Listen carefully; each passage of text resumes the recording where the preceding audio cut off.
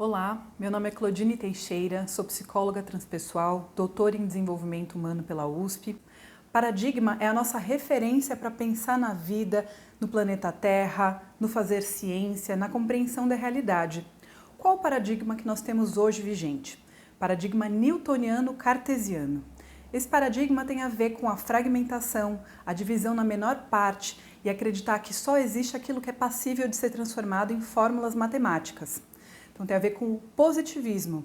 Isso surge lá com o iluminismo, antes das grandes navegações, e teve uma grande contribuição para todo o desenvolvimento tecnológico que nós temos até hoje, culminando na aglomeração, na vida nos grandes centros urbanos. Mas a gente tem um outro lado, que é essa tentativa de dominação das leis e das normas, das regras da natureza. A gente sai daquelas explicações míticas, como a gente tinha, por exemplo, com os gregos, que era um deus, uma divindade responsável pelas chuvas, pelos ventos, pelos raios que estavam assoprando, trazendo as grandes monções, trazendo algum fenômeno climático. E daí nós tiramos essa explicação mitológica e vamos chegando a essa explicação científica. Então, a gente vai desvendando muitas coisas, tem grandes contribuições, mas a gente tira uma questão.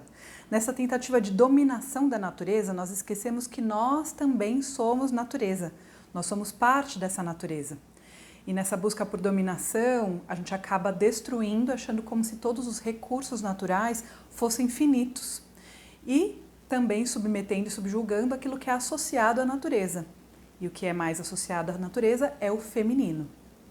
Junto a essa questão do positivismo, dentro desse paradigma newtoniano-cartesiano, dessa fragmentação, chegar na menor parte para entender do que é constituído o átomo, para entender como todas as coisas funcionam, a gente tem aí as especializações. A gente tem os médicos responsáveis por cada órgão, nem sempre essas áreas dialogando, conversando e entendendo essa interconexão do todo, que é a parte emocional, das crenças e valores, do contexto cultural, histórico, influenciam na manifestação de um sintoma. Da mesma forma na educação, a gente tem as áreas do saber de forma fragmentada, sem entender esse todo integrado. Então, quando a gente fala de uma mudança de paradigma, estamos falando de sair dessa visão fragmentadora e ir para uma visão mais sistêmica, holística ou integrativa. O que é isso? É pensar que o todo é mais do que a soma das partes e que a parte só faz sentido quando inserida num todo.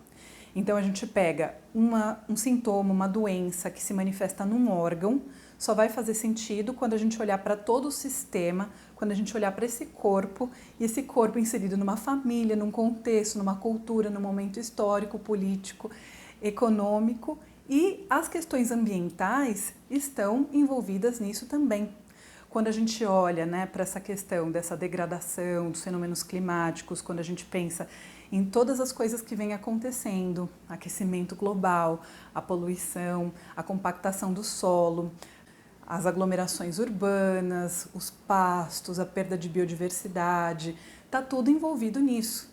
E a gente acaba tendo também, nessa visão mais fragmentadora, uma desvalorização das emoções, da subjetividade, uma valorização excessiva daquilo que é racional, mental, daquilo que eu posso ver, essa questão do penso, logo existo. E também me refiro a Fritjof Capra, o ponto de mutação, nessa saída de um olhar fragmentador e entrada num olhar mais sistêmico, integrativo.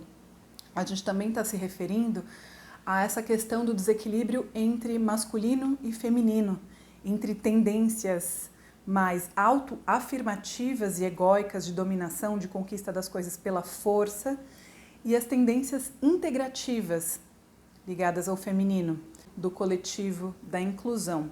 Então, para a gente ter um reequilíbrio, também ligado às questões ambientais e emocionais e psíquicas, a gente precisa dar conta de trazer para perto essas tendências integrativas, olhar para o todo.